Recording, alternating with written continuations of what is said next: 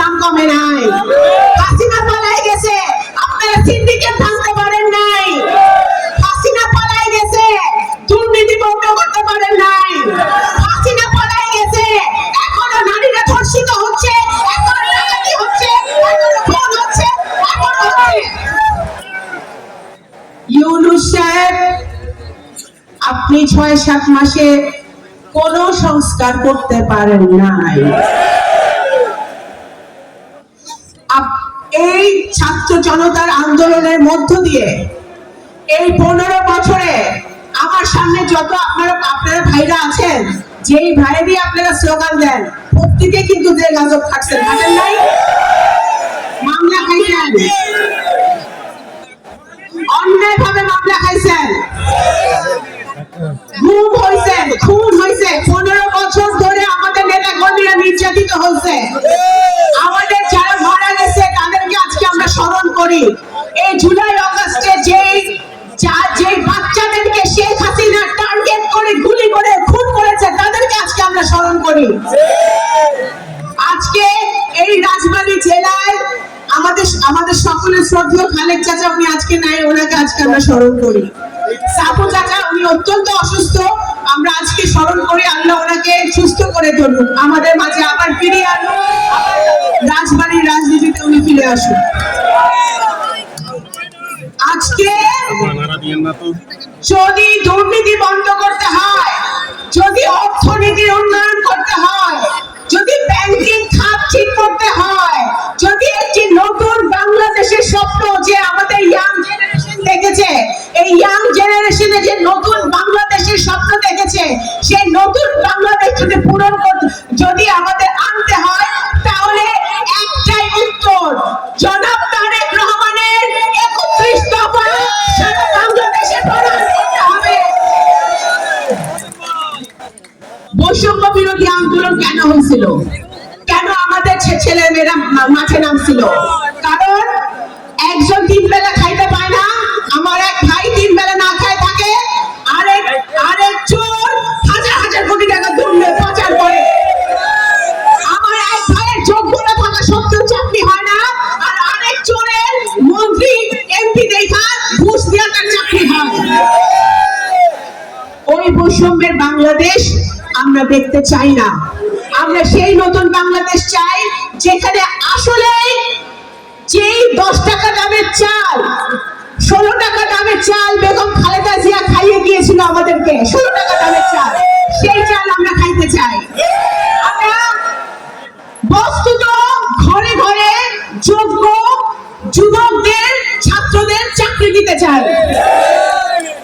তারেক রহমান সেই নেতা, যে নেতা আগামী দিনে প্রধানমন্ত্রী হবে। আমরা জানি যদি আগামীকালকে এই দেশে যদি সুষ্ঠু ভোট হয়, আগামীকাল যদি সুষ্ঠু ভোট হয়, বিএনপি সরকার গঠন করবে, তারেক রহমান প্রধানমন্ত্রী হবে। এটা জানা সত্ত্বেও তারেক রহমান এমন মুক্তিযোদ্ধার সন্তান যে উনি নিজে ৩১ দফায় লিখেছে যে একজন ব্যক্তি 2 বারের বেশি প্রধানমন্ত্রী থাকতে পারবে না।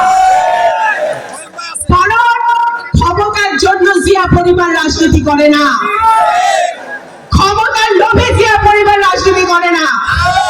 ওনারা শহীদ রাষ্ট্রপতি জিয়াউর রহমান 19 দফা দিয়ে গেছেন। উনি রাষ্ট্রকে, দেশকে উন্নয়নের জন্য সেই ভিতটা উনি স্থাপন করে দিয়ে গেছেন, যেটাকে সামনে এগিয়ে নিয়ে গেছেন দেশনেত্রী বেগম খালেদা জিয়া। আপসীর নেত্রী, স্বৈরাচারের বিরুদ্ধে আন্দোলন করে উনি বাংলাদেশে গণতন্ত্র ফিরিয়ে এনেছিলেন। সেখানে শহীদ রাষ্ট্রপতি জিয়াউর রহমান বহুদলীয় গণতন্ত্র ফিরিয়ে এনেছিল। সেই ধারাবাহিকতা রক্ষা করে চলেছে আমাদের ভারপ্রাপ্ত চেয়ারম্যান জনাব তারেক রহমান। উনি কি করতে হবে? আপনারা আমাদের বিএনপি যদি কেউ কোন চাঁদাবাজি, কোন দখলবাজির সাথে জড়িত থাকে, উনি স্রেফ বলেছে যে পুলিশে ধরিয়ে দিতে, বলে নাই? সুতরাং আমরা জিয়ার সৈনিক, আমরা জনগণের পাশে থাকবো, জনগণের পাশে থেকে জনগণের সেবা করব। আপনারা দেখেন, বাংলাদেশে যখনই বিপদ এসেছে, যখনই ক্রান্তিকাল এসেছে, বাংলাদেশ জাতীয়তাবাদী দল একটি মাত্র দল যে জনগণের পাশে এসে দাঁড়িয়েছে। এরশাদ স্বৈরাচার কায়েম করেছে, বাংলাদেশ জাতীয়তাবাদী দল মাঠে নেমেছে। যখন এই দেশে বন্যা হয়েছে, জাতীয়তাবাদী দল জনগণের পাশে দাঁড়িয়েছে। যখন এই দেশে কোভিড করোনা হয়েছে, জাতীয়তাবাদী দল মানুষের পাশে এসে দাঁড়িয়েছে। সুতরাং বিপদের সময় বিএনপি মানুষের পাশে থাকে। আর হাসিনা কই থাকে? তার নিজের লোকজন রাইখা, যাদের এসে খুন করতে, গুম করতে, গুলি করতে ব্যবহার করছে, সেগুলোর রাইখা বেটি একাই পালাই গেছে। আজকে দেশনেত্রী বেগম খালেদা জিয়া ঘোষণা দিয়েছিল এই বাংলাদেশে 2টা পদ্মা সেতু হবে। ইনশাআল্লাহ বিএনপি যখন রাষ্ট্র গঠন করবে জনগণের ভোটে, এই দেশে আরেকটি পদ্মা সেতু হবে এবং ওই পদ্মা সেতু করতে যত হাজার কোটি টাকা শেখ হাসিনা আর তার পরিবার চুরি করছে, তার অর্ধেক টাকায় এই পদ্মা সেতু হবে। কারণ বিএনপি দুর্নীতিতে বিশ্বাস করে না, দুর্নীতি দমনে বিশ্বাস করে।